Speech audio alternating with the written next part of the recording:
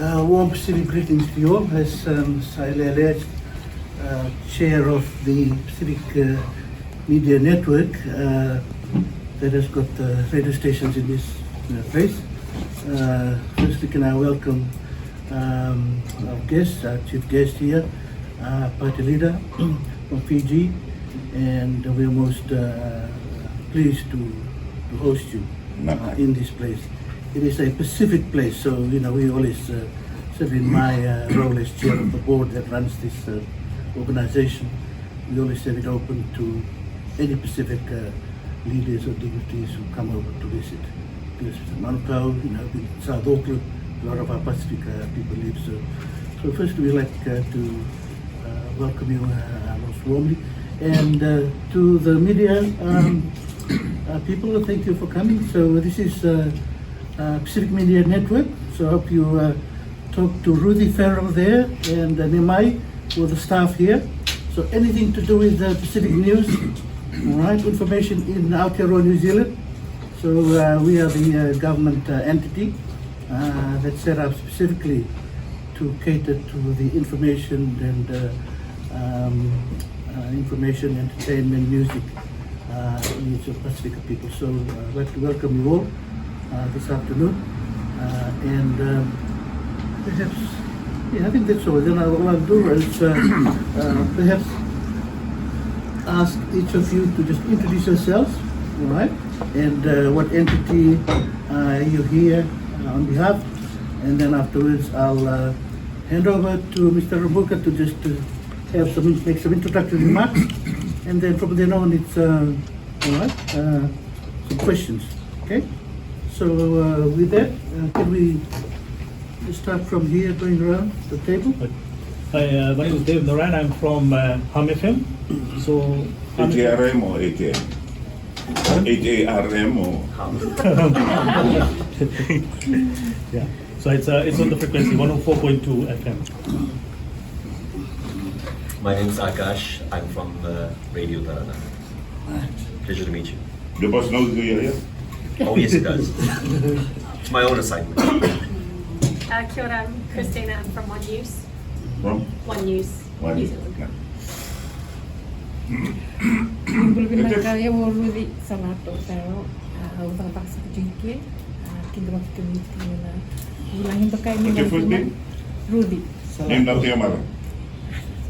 No. Yes.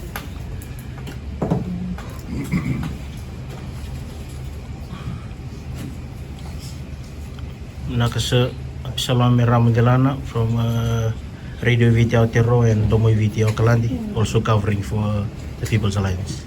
I thought you were from Cambodia. Ay, so. Yeah, that's fine. Okay. Thank you all very much for this, allowing me to face you and coming prepared with your questions. It's in my interest that I answer your questions and answer them well. I'm here on a sort of a public relations trip, not so much fundraising. I'm here to increase the awareness of the people, awareness of who I am, why I am here, and I'm here as the party leader of the People's Alliance, one of the newer parties in Fiji.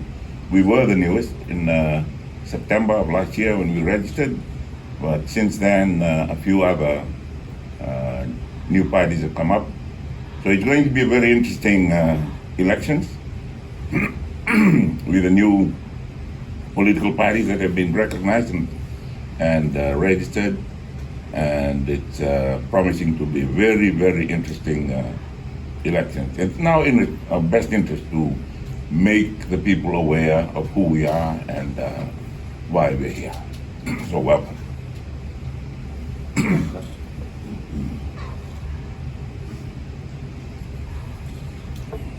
So if I could start, it's encouraging that you are re-engaging with New Zealand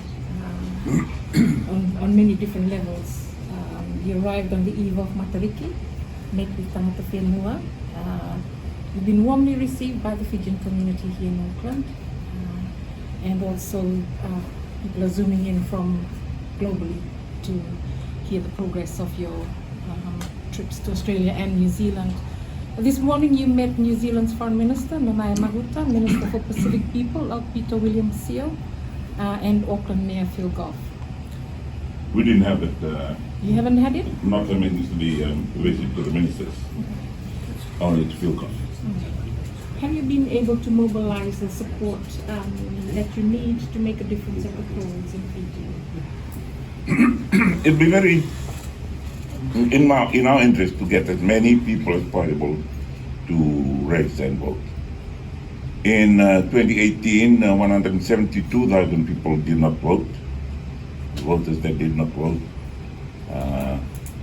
So Delpa, the second most successful party in that election, received 181,000 votes. So the numbers that did not vote was almost as big as the numbers that voted for SODELPA. When the SODELPA votes were counted, they accounted for 42% of the reckoned votes. So, but when you look at the whole registered voters number, 27% of the total number did not vote. So we could say that we do not have a popular government in power, because that was voted in by 50.02% of 78%. How do you hope to mobilize the public that's not voting? Only by an awareness, by the sort of awareness trips that I'm on, and also give the people a choice. We have had this government and their style elected since 2014, unelected since 2006. We've seen what they have done. We've seen what they have not done. So it's up to us to bring that into focus with the voters. It may sound like we are running down the government, but they have performed, and we have seen what they have done, and we can compare those to what was done by previous governments, and those that they have done better in, you say, well, they've done that well. But those that the areas that they have not done well in, we can highlight those also. To be fair to the people who are going to be voting, they must get a fair exposure of what the nation is going through, the pros and cons of this leadership and its style. Mr. Luka, 170 or something thousand people did not vote in the previous election. What do you think had kept them away from voting? It's a huge number. It is a very big number. We could say that they probably knew, the government is going to win anyway, by hook or by crook, and literally by hook or by crook. So why bother going to vote?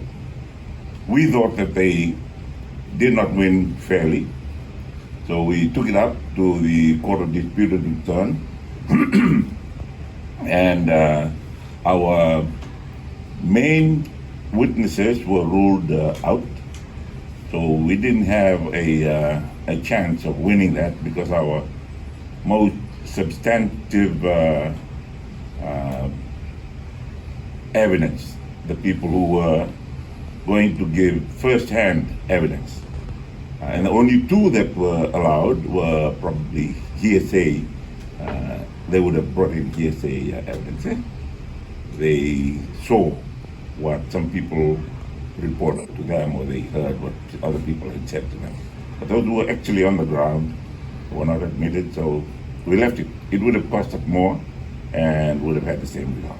Mr. Luka, this allow me to call this divorce from SODELPA, creating a new party, takes a whole lot of motivation and aspirations for the nation on its own. So obviously you have that, and it's very clear that you do. Then comes the question of, do you genuinely have faith in the electoral system once again? I have. I've always had that faith in the electoral system, even 2018. Mm-hmm. And if it was done properly, Mm-hmm. the NADRA, the system we're using, the national data and Registration Authority of Pakistan system has been criticized in some areas, in some parts of the world, and also been upheld in some other parts of the world. Even in Pakistan itself, it was criticized as having allowed in some people who should not have been allowed into the country. And then a government that had won, using the system, lost in the following election, they took it back and said, it is not a good system. So it's not the system, it's a user. Mm-hmm. So what you're trying to say is, I mean, even if there may be flaws in the system, but if you have people behind you, you will see results. Is that what you're trying to tell us here? We're talking about computers, rubbish in, rubbish out. Correct, yes. It depends on what goes in. Yes. And what goes in must be properly observed and recorded. Yes. Mr. Rambuka, the 1987 coup, most of the people have talked about, and there wasn't a stable government in Fiji. 87, after that you came into power. There was a democratic elections after that, and then Mahendra Chaudhry. He's one of the guys who is the first democratically elected Prime Minister of Fiji in 1999. He was removed, then Garese came. Garese removed, Bainimarama came. The stability of Fiji is not there. How would you like to assure Fijians that you will have a stable government? I'm not in a position to make that assurance. That will be made by government. Those that are removing and interfering with government are agencies of the government. It depends on the government itself to keep those agencies in line and uphold the rule of law. And if you do become the Prime Minister, if your party wins the elections, what is your assurance then? I will have to make sure that the security agencies abide by the law. What about the 2013 Constitution, whereby everyone is called Fijians? Are you going to abide by that? Are you going to take over that, or are you going to make some changes? There has been in the past whereby the Indo-Fijian population, and there were differences between the indigenous Fijians and the Indo-Fijians. Any changes like the one you are suggesting involves a change in the Constitution. And to change any aspect of the Constitution, you have to go by the provisions that are in the Constitution. And that is a set number of votes, percentage of the vote, and the same percentage in a national referendum. Otherwise, you will not be able to make any changes to the 2013 Constitution. Mr. Bermuka, I mean, it has to be that when you come in, potentially, if you were to become the Prime Minister of the nation, Great Council of Chiefs is going to get re-established, so which means there's going to be a constitutional change. How many constitutional changes do you wish to bring in if you were sitting at the table? The Council of Chiefs being reintroduced is not a constitutional change. It is not. It's not an instrument or not an animal of the Constitution. It's part of the Fijian Affairs So Act. that you can outright promise that it's coming in? Yes, it can be brought back in. It's part of the Itoke Affairs Act. You having a memorandum of understanding which is a possible coalition with the National Federation Party, how do they see bringing back the Great Council of Chiefs? I'm sure they will consider it favorably when we discuss it after government is formed. Okay, the coalition is a post-election coalition, and I call it a memorandum of understanding. Yeah, a memorandum of understanding on the formation of government after the election.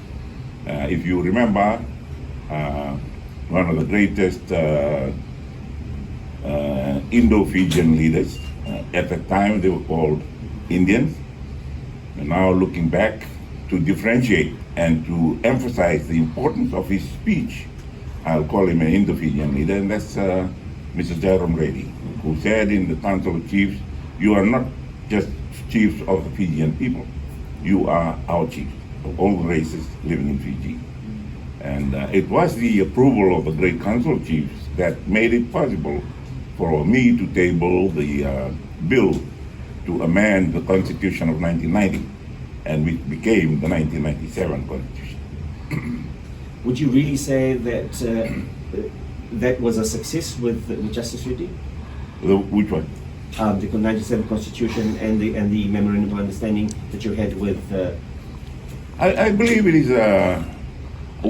is a mutual commitment. We were committed to the 1997 Constitution at the formulation stage, at the debate stage, And when it was enacted, it was a joint celebration for both the parties. Although the National Federation Party did not support me for Prime Minister in 1992, we became closer as they continued to watch my style of leadership in Parliament and in being inclusive in most of the policies we introduced during our time. Mr. Mbuka, the National Federation Party on its own, it seems they're not doing that well right now. I mean, what makes you, they say, the Fijian political experts say that you are the most credible opposition they have right now. So you are going along with the current, whereas NFP was not. What brought you to shake hands with them or to have a memorandum of understanding? We had been talking to all of the political parties that were not in government. So all the non-Fiji first politicians were talking to me. And we were discussing ways of getting this sort of grouping or coalition arrangement. Even before, like parking some of the parties and all going under one banner and fighting the election in that way. That did not happen. One by one, they sort of shied away, and National Federation Party was the only one that stayed. And even after we signed, there were still talks, and there are still talks going on with the other political leaders. I'm not involved because I may be the most objectionable person in any equation. So it's better for other people to have the discussions. They will live longer. I'm 74, and they will continue to feature in national leadership for many more years to come. So for me right now, to win the election is the prime objective. You call yourself an objectionable figure. Why would you say that? Because that is what the other political leaders are saying. We do not want to work with a coup leader. Anybody whose record is tainted by a coup. So the social media, I'm going through, and Fahim is ask him if a Fijian of Indian descent can become Prime Minister of Fiji. Again, yes, according to this constitution, anybody can. If their party wins, they become the Prime Minister. And Deepak has said that what policies of the current government will your government keep in place if you do get elected? Well, the policies we can change. The policies are easy to change. We do not want to broadcast our manifesto yet because any disclosure of our manifesto must be accompanied by the costs. What will the cost be to the nation? So policies on education, accessibility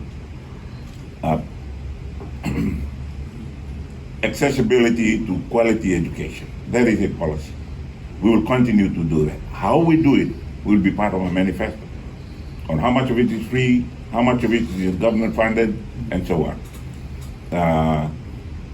The health policies cannot be very much changed, but mostly the health policies will be the same. Accessibility to good health facilities to everyone, and how we structure the health system, district, divisional, and national, and which ones are the referral hospitals. Those are the same. They're still there. They're not properly working. Mr. Mbuka, it's fair enough. I can appreciate your stance on not being able to spell out your manifesto, spell out your policies as yet according to this legislation that's in place right now. However, would you like to share the areas where the government is failing right now and where you feel the areas that need immediate attention? That does not need figures. Areas where you feel that's been neglected, sectors, ministries, etc. In education, I think they're failing in the execution of some of the policies. The policies are good.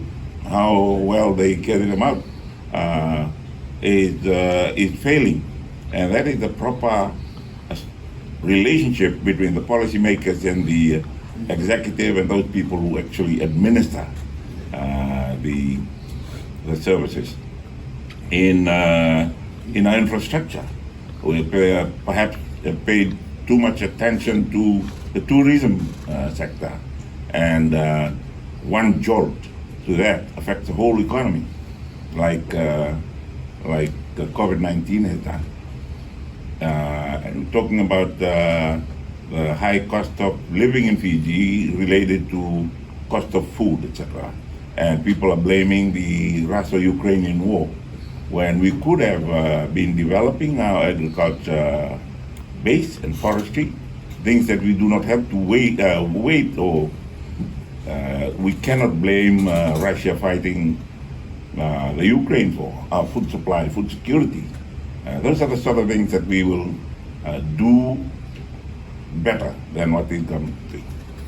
The social welfare system in Fiji, allow me to be a little critical here. Back in the day, so many years ago, there was almost next to nothing. Right now, there is a social welfare system. Do you wish to improve on that? Social welfare, you cannot say, and you can say it, but you're wrong. There has always been a social welfare system where the disadvantaged are recognized and acknowledged for their past performances. Those that were not under the FNPF were caught up in the social services network of the social welfare department. Those that needed assistance were given assistance. They may not have been publicized, but people who needed help were there. We had women's welfare and then the actual social welfare, and you have the domestic court to look after those women that were neglected and children, and he had institutions to look after those who were disadvantaged in those areas. So you cannot say that there was nothing in the past, even from the colonial days. Rather, yes. It's always been there. Social welfare for the disadvantaged is also part of a development. It shows the degree of development in a nation. It grows with and in direct proportion to the improvement of our economies. From here, the European nations, along with Australia and New Zealand, have always been there helping out Fiji as the bigger brother. Who the other smaller islands look up to Fiji as their bigger brother, and Fiji always had a lot of help from the Europeans and European nations and New Zealand and Australia. What sort of help are you wishing to get from New Zealand and Australia? I mean, I understand that you have met with the Honourable Phil Goff, who you have had dealings with in the past when you were the Prime Minister. Yes, when he was a minister, we had we had a good relationship. We are now re-establishing a good relationship, and strategically, Fiji should never have destroyed that relationship. In the initial stages of our colonial development, the Crown, the British government put most of the burden of our administration in education and health on Australia and New Zealand. And we should have kept that. Unfortunately, they turned away from us in 1987. One man's fault resulted in everybody suffering. So, and when they turned around to re-establish it, we had looked north.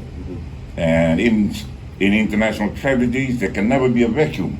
There will always be people looking for help. And when they are looking for help, any help will do. In that case, we went north, Korea came, China came, Indonesia was prepared to help, Malaysia came in a very strong way. So we have benefited. Now that things are normalizing, we're going back to what was there before the 1987 coup and the 2006. Allow me to capitalize on the fact that you mentioned China, and China's presence in Fiji was frowned upon by Australia and New Zealand. Australia's foreign affairs minister ended up there very quickly. Whose fault? Yes. So should we be worried? That what? About China's involvement in Fiji? Are they trying to capitalize on something that we don't know of? No. I'm talking about now not normalizing. So we normalize our relationship with Australia and New Zealand. And we are very grateful and thankful to China for what they did, while Australia, New Zealand, America, and the Western friends left the vacuum. We needed to breathe. They provided the.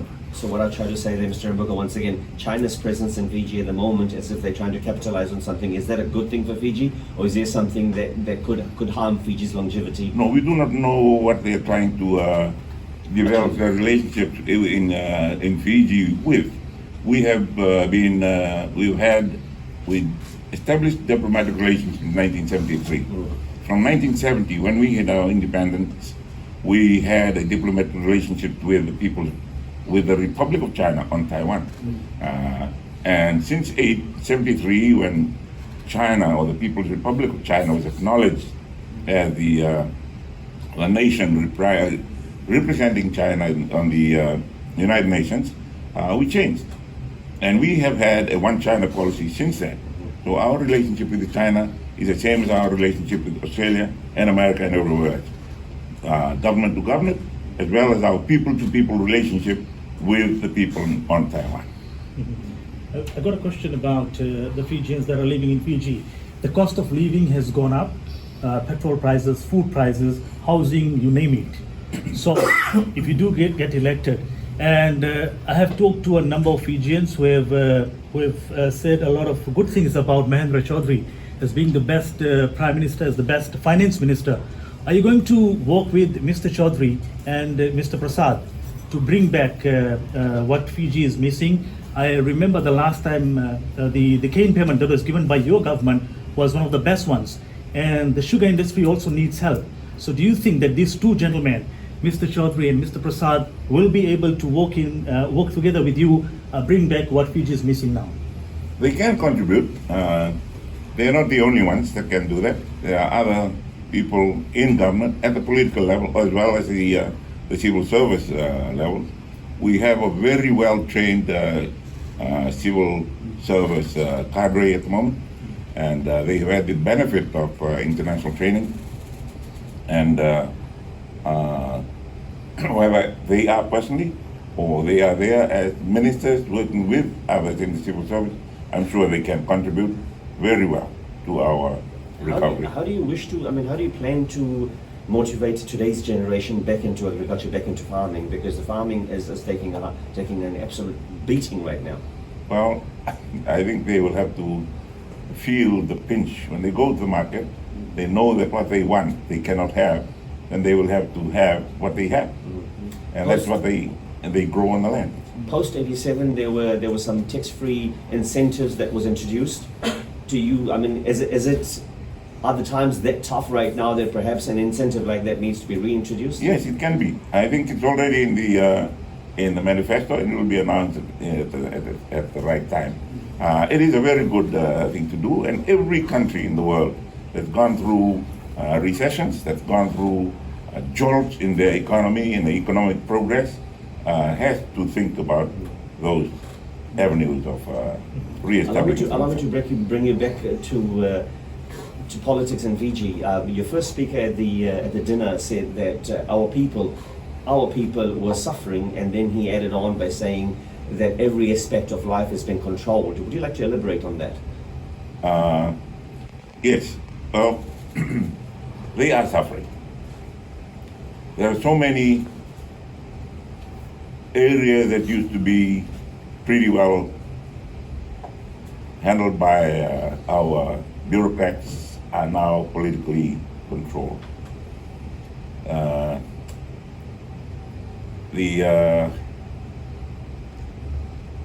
I think it is a result of the electoral system we have. The Dihon system and the single constituency concept for the whole of Fiji makes that control look normal. Because the whole of Fiji is one constituency, and we elect a governing body, and the executive is taken out of that governing body of parliament.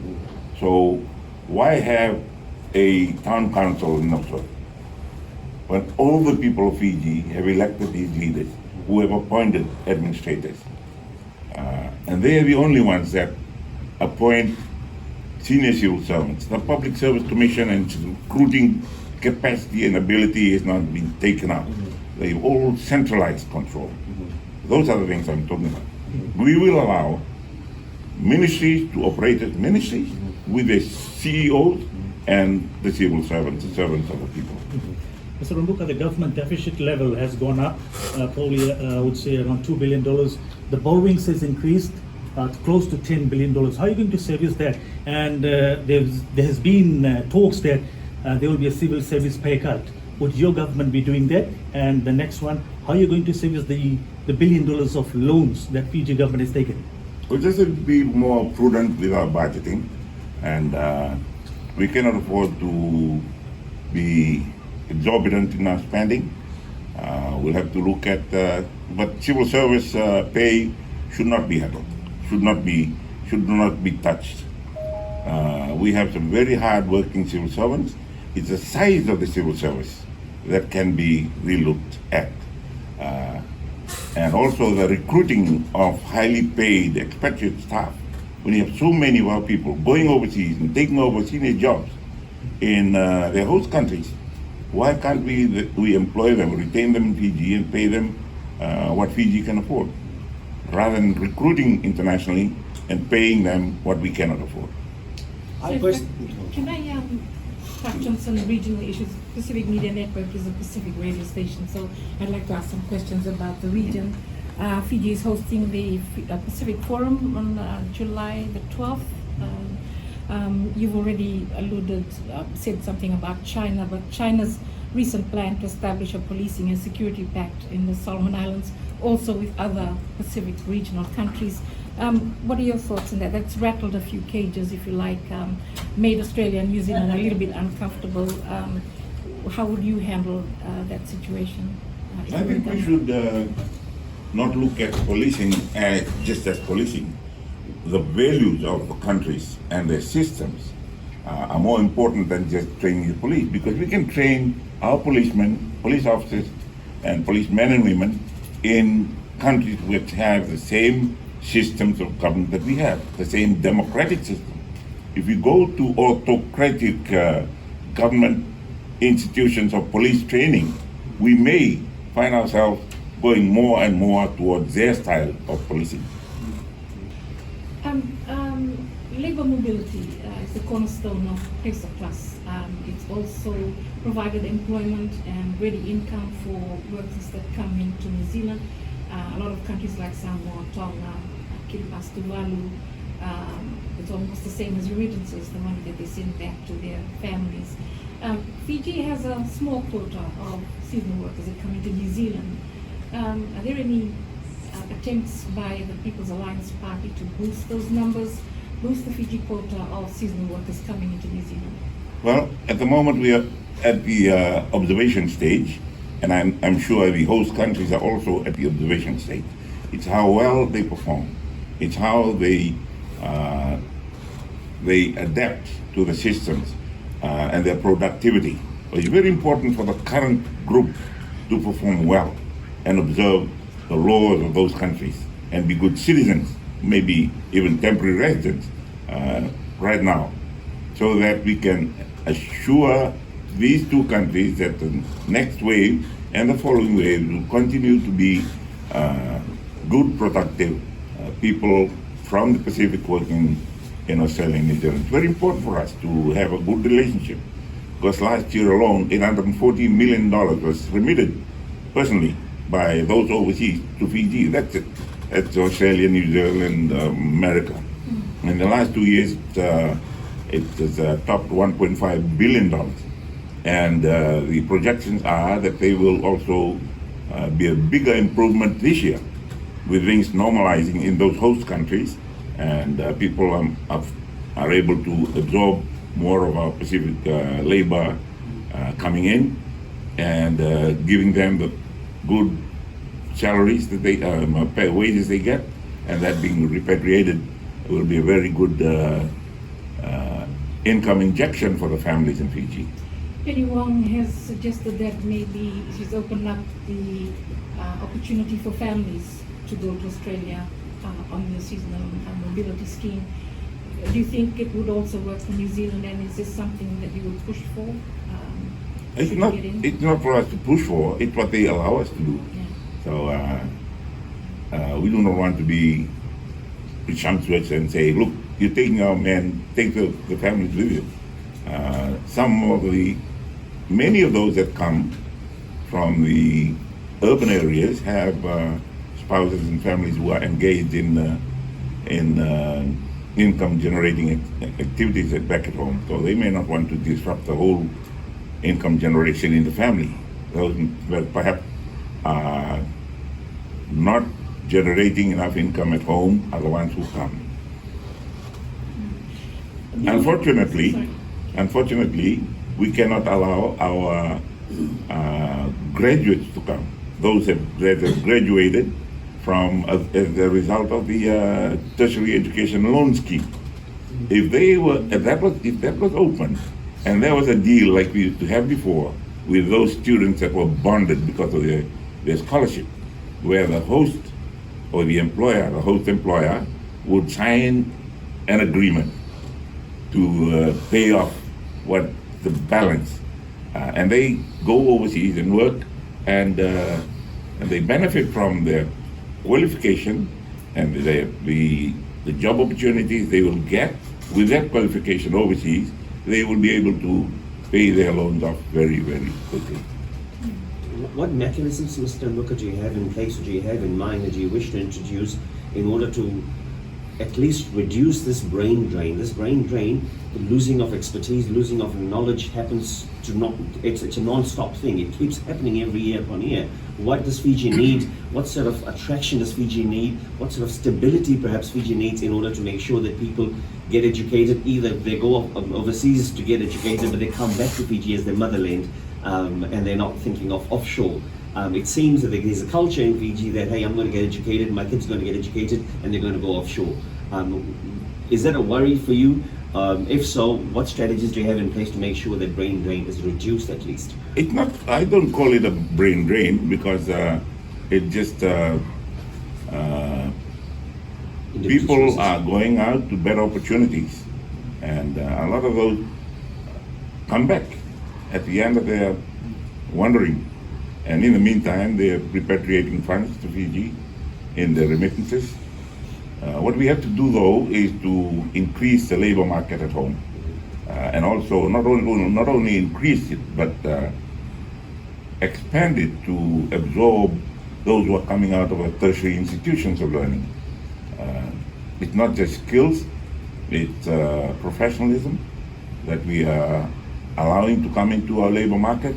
There are so many people coming out with university degrees that cannot be absorbed in the labor market at home. And some will probably find themselves coming away with a degree and going back to do something that perhaps they will probably feel at first as being too menial for them to go back to. What immigration policies do you have in place in order to, Fiji can cater a whole lot more people right now? I mean, do you have a mechanism in place that's going to promote Fiji as a place to migrate into? Not at the moment. At the moment, we are looking at increasing our opening the door to investments that will create better employment opportunities for the people that we're producing.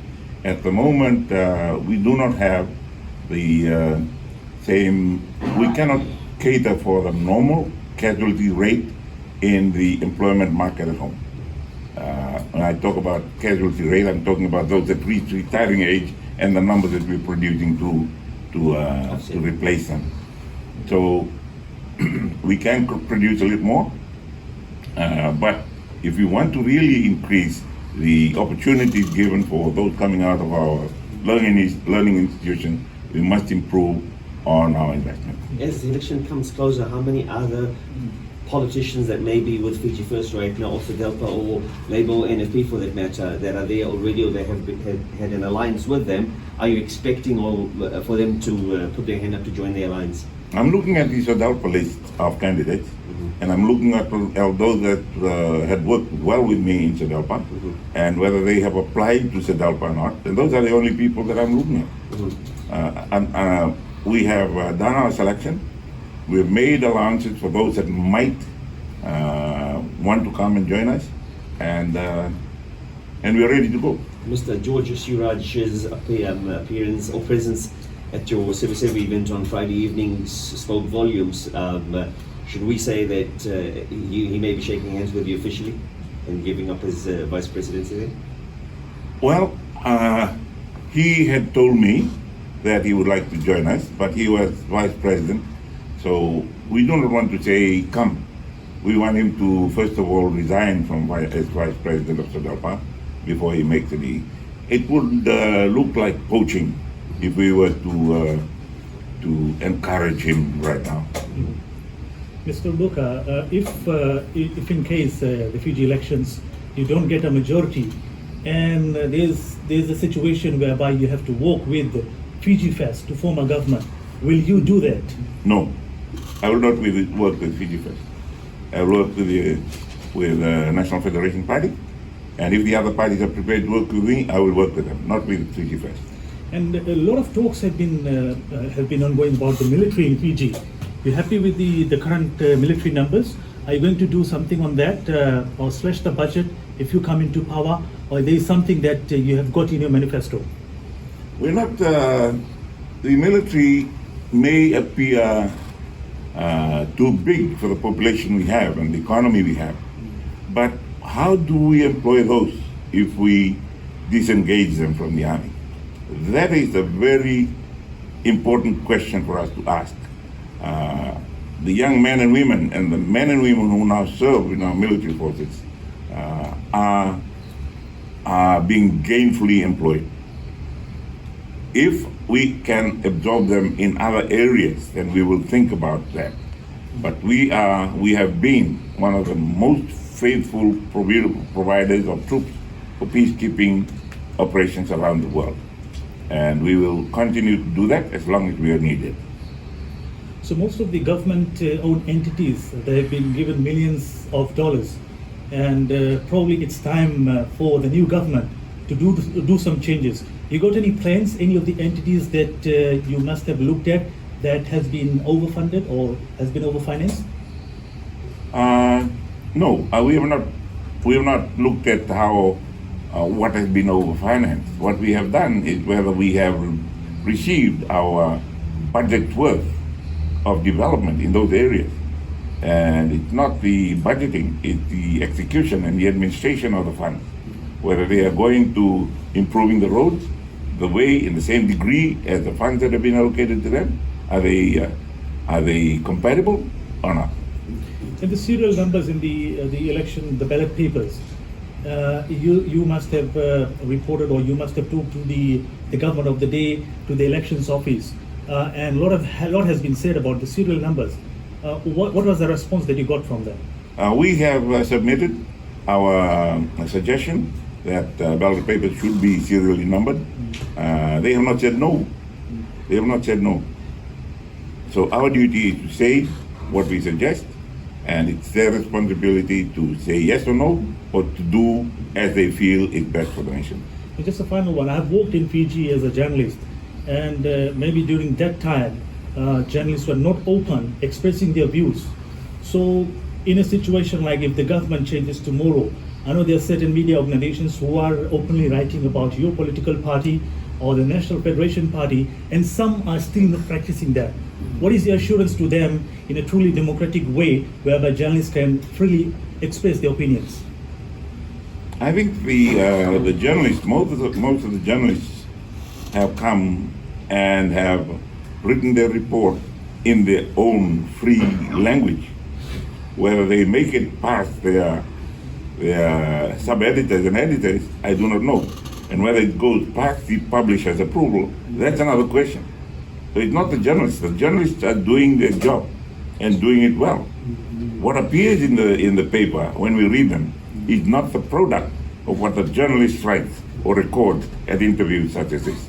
So may I interrupt here and capitalize on this? Is this the sort of areas of control that you mentioned earlier on, and perhaps we need to elaborate and let people know more and more of this? Whether it's control or just fear, that is a big question. Fear of losing their license. Yes. Fear of losing the advertisement that they get Yes. from government. Yes. So those are the things that we really should be. Are you going to act on that? We need to be fair to the. In a way, Mr. Mbukala, pardon me for the interruption. What we're hearing from you is that there's a dictatorship that's going on right now. Is that what you're referring to? Because at the dinner you mentioned dictatorship. Yes. I said. Yes. At the dinner you mentioned that I call it centralized control. Centralized control. And you mentioned it's a two-man government. You see, and you stand by those words. Yes, I stand by those words. And I see a lot of capable people in Fiji First who are capable of running their ministries and running them well. But they're not being allowed to. Right. And you mentioned about the licenses, the fee of licenses, and sub-editors, how stories goes. How is it going to change if you become the Prime Minister tomorrow? Like if the elections happens and you become the Prime Minister? They should just see what happened between 92 and 99. People were free. The newspapers were free to do whatever they wanted. If you have any problems with the paper, get in a demand for equal exposure or right of reply in the paper. Same page, same letters, the government gets the same. A few of my callers once told me just a couple of days ago when I had last night actually I had done a talk back and I started receiving stuff like this. There's racial prejudice going on the ground there. Is that something that you endorse as well, or is that something that you may not have experienced or practiced? Racial Prejudice, as in racial favoritism. at home. Yes.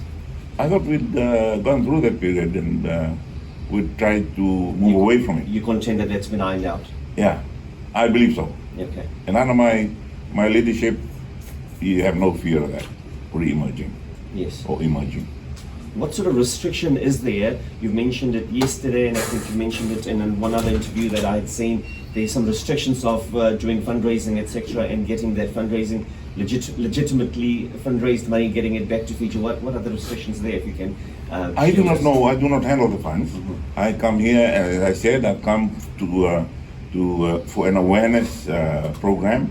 There have been fundraising, and the communities and the committees involved with fundraising here will do that. If they want to repatriate or send that money back to Fiji, it'll be handled by our treasurer according to the law. What's according to the law? What's the new system that says that? It says that we must acknowledge the contribution from citizens or former citizens, and up to a maximum of $10,000 Fijian per annum from each. Different for companies. Companies do not. Companies cannot contribute. Okay. Mr. Rambaka, what is your commitment to climate change in Fiji? Climate change is very, very important for us. We are almost up to here in the water. At high tide, we need to work very hard at that. It's something that Fiji has been experiencing. Whatever part of Fiji you go to, there will always be a village called Nakorobo. Nakorobo means new village. And when you ask, where is the old village? They will point down next to the reef. That's where we were, and we moved out.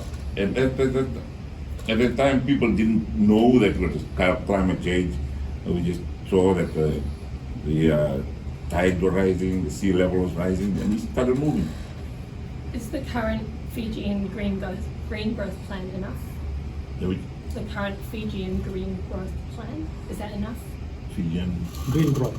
Green growth Oh. plan, is that enough? Well, Fiji has proposed that, and the scientists believe it's not enough. Others say that's too much because of the standard, their development or industrial development stage that they're at, and how much they rely on those, which create more atmospheric damage to the normal countries, particularly the small countries who are now very worried, particularly those of us in the Pacific. In terms of balancing agriculture, tourism, and climate change, how do you hope to achieve that? Agriculture and what? Tourism.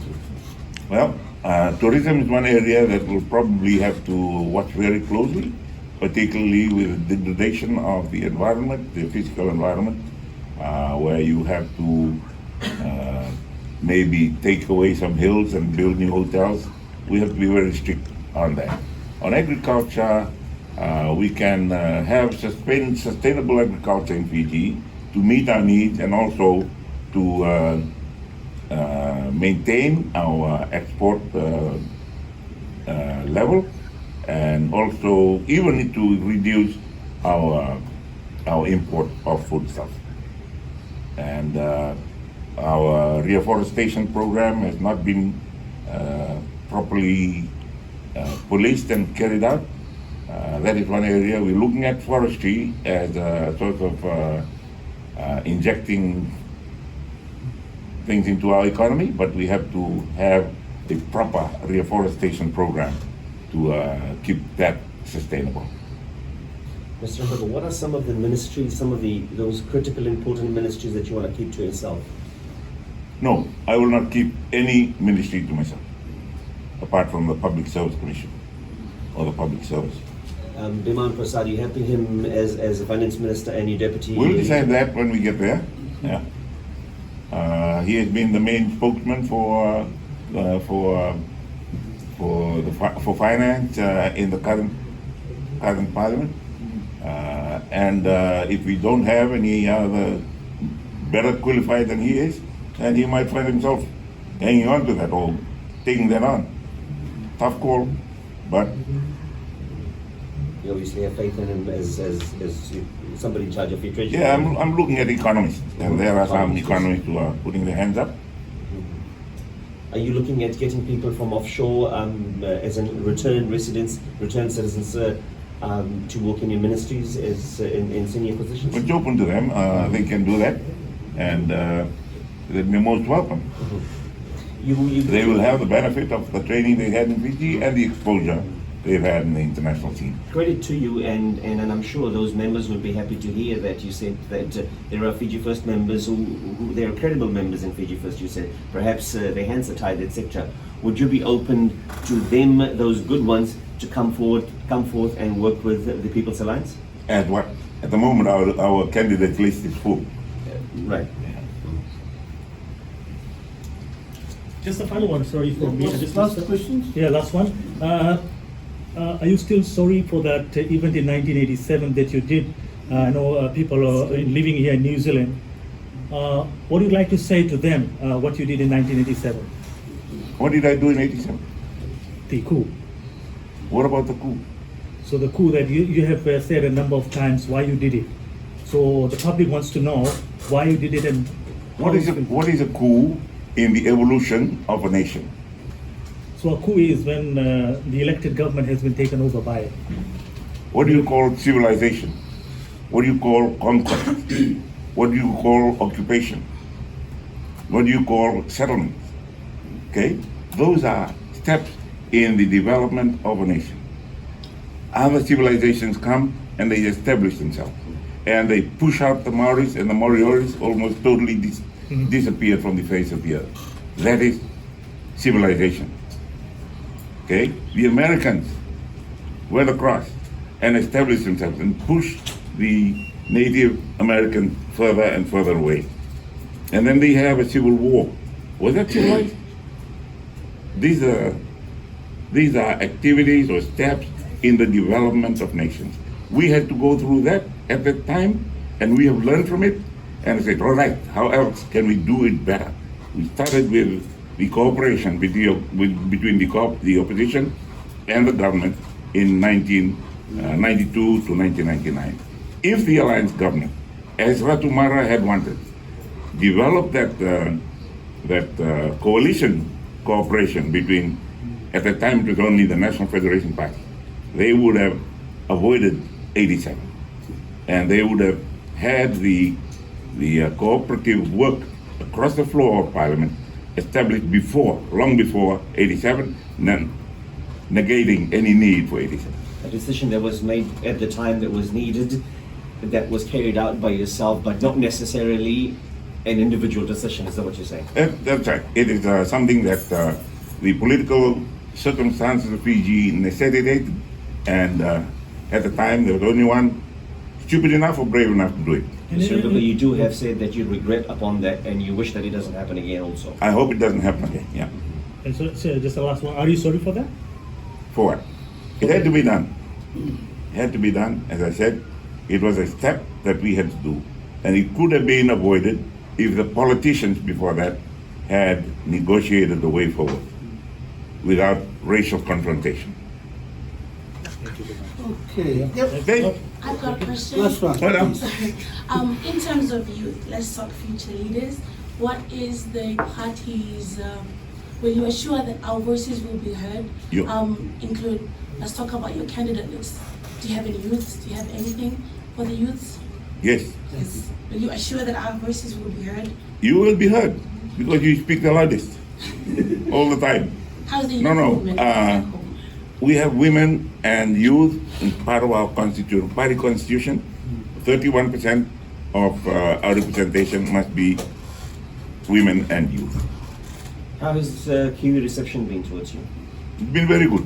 Yes. Yep, I'm very, very happy with people who a few years ago would never have been, if they knew I was landing in New Zealand, they'd probably take the first boat out, not to be in the same country I was in. Yeah, but I'm very, very encouraged.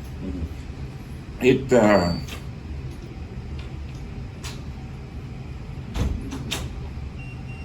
very encouraging. Yeah. Because they forgiving someone, you would like to hear people say, "We forgive you." Seeing the reception is indication of forgiveness. Actions sometimes speak louder than words as well. Yeah. That's a good place to leave it, I reckon. Okay, I think that's a good point to listen to. Yeah, thank you To end very on much. And then get 6 o'clock later on. But please, we've got some refreshment out there. Okay, don't go. Have some refreshment and maybe just debrief Tarana, all right? And then we'll catch up again 6 o'clock, all right? So please don't leave. Don't ask the same question. Yeah, bit of hospitality. Go to the next question. Yeah. Yeah. Not about the level. That's right. Okay.